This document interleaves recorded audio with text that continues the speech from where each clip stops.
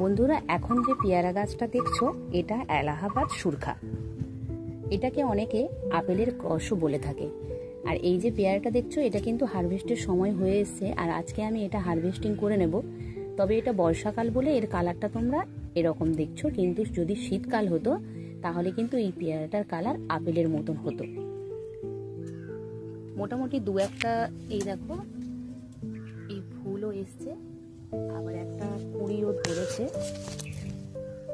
এই দেখো,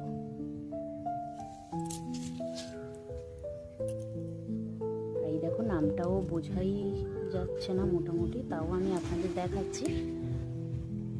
দেখো সুরখা, এলাহাবাদী সুরখা এই গাছটা। বাজারে বিভিন্ন ধরনের এক্সোটিক পেয়ারার গাছ পাওয়া যায়, আর এটা কিন্তু তার মধ্যে একটি।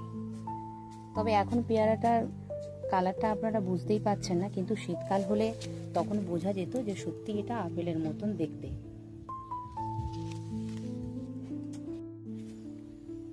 আজকে আমি এই পেয়ারাটাকে হারভেস্ট করে নিচ্ছি।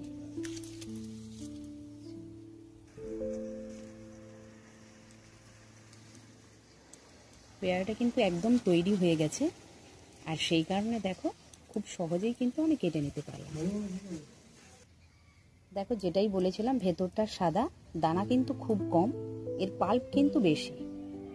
আজকে এটা কিন্তু খেয়ে টেস্ট করে দেখবো স্বাদে কেমন।